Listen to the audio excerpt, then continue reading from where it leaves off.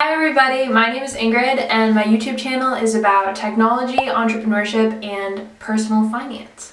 So today's topic for the video is going to be how to retire by age 30. I know, an ambitious goal, but one that I personally had for myself, so I want to share with you what I know about getting that done. Ever since getting to college, I knew that I wanted to be financially free. And I knew that I wanted to just be able to spend my time however I wanted. That doesn't necessarily mean that I stopped doing things or I stopped working, but I just wanted to not have to worry about income as like my daily primary concern. So what are some basic motivating reasons why you might want to be financially free? Well, you could spend your time doing whatever you want. You could work on a passion project. You could travel around the world. You could become a fine artist. So there's a lot of reasons why being financially free is an amazing goal.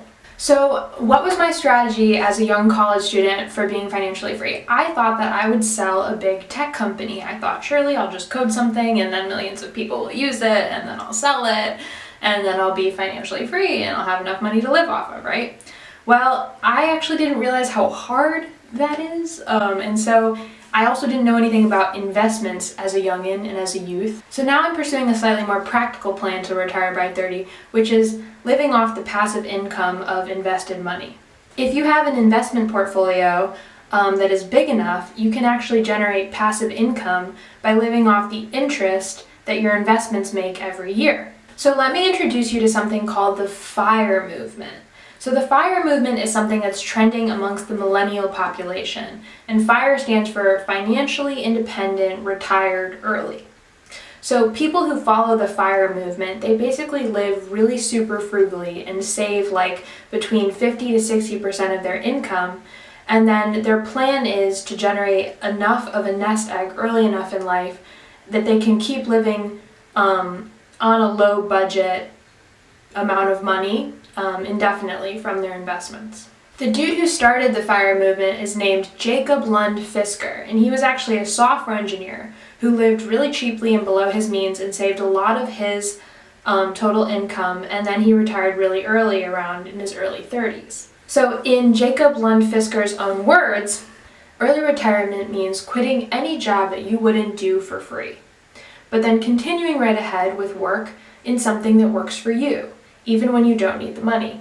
So let's get right into it. How much money do you actually need to retire? So the idea here is to have enough money saved up that you're generating enough income passively from interest on your investments in order to live off of that passive income. So the average ETF or index fund generates 7% return on your invested funds annually. For anybody that doesn't know about ETFs or index funds, check my video below. It's a must watch. You must understand index funds. Go watch that video right now. So some popular index funds that you can invest in are the Vanguard VOO or the Robinhood SPY ETF, which basically follows the S&P 500, which is 500 of America's biggest, most established companies. And then you're getting a return on the growth of those 500 companies over time. So buying one share of an index fund purchases a little piece of all 500 companies. I personally really like using Robinhood, so I'm going to leave an affiliate link for people in the description. So you can sign up for Robinhood using my affiliate link if you want to start investing. So even though the average index fund yields a 7% return on your investment annually, let's be safe and say that you're only going to spend 4% of your invested funds each year to cover your annual living expenses. So if you save $1 million, then you can live on $40,000 per year. If you would save $500,000, then you could live on $20,000 per year. Or if you wanted to live on $80,000 per year, you would need to save $2 million in order to retire. So if you save $50,000 a year, which I understand like not everybody can do, but if you have a relatively high paying job, that's completely possible. And you are investing in index funds and getting a 7% like return on your investment. Then in 8 years, saving $50,000 a year, you will have $500,000. So I did this the abbreviated way, but that's really that. Okay. And then in another 4 years. So it goes a lot faster because of the compounding interest. The next 4 years get you to almost $1 million.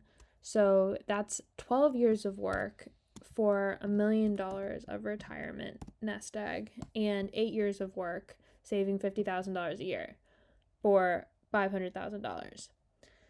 So, I think that's doable. Like, it's difficult for sure, but doable.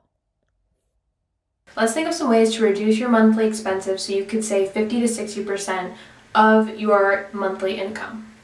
So first of all, don't eat out, maybe eat cheaply. Like when I go to restaurants, I buy like stuff on the appetizer menu and then I just tip really well so people, still get their tips in and everything. Definitely just like have style. Like you don't need to get like something expensive to impress people, just get something cool and like people will just like you because you have style. Like get the cheap thing that looks good, You could move to a random place in America. Like I literally Googled the other day, like, cheapest places to live in America. Like, you could literally rent a house in, like, Arizona for, like, $600 a month. Like, what? That's so cool. Or you could move to Bolivia or, like, Costa Rica. And, like, you could literally live a middle-class lifestyle in, like, Bolivia or Costa Rica for, like, $600 a month. Some of the cheapest countries to live in the world are Vietnam, Colombia, and Bolivia. Another idea is if you purchase your house, then you only have to pay for food. So I was researching in Miami, like foreclosed apartments, and I saw like $100,000 apartment in Miami that actually looked really nice, and it was like a foreclosure. And I was like, okay, if I buy my apartment for $100,000, then all I have to pay for is like food and health insurance, and that'll definitely reduce my living expenses if I own the house that I live in. Additionally, another thing that's popular amongst the FIRE movement is part-time retirement. So some people want to retire only part-time, so they would still work maybe a simple job like at Whole Foods or at Starbucks. And those are two corporate establishments that provide health insurance. So if you like own your house, or if you just have enough to cover your rent through your investments but you still want to work a little bit, you could try one of those places to work and they'll cover your health insurance for you. So I hope you enjoyed this video on how to retire early from passive income from your investments, and on the FIRE movement and this growing principle among millennials about living super frugally, living very minimally, and just having more freedom in one's life to pursue one's passions, to inspire other people and work on things that are important and meaningful. So definitely give me a like and a thumbs up and subscribe to my channel if you're not subscribed already, and I'll see you guys in the next one. Peace.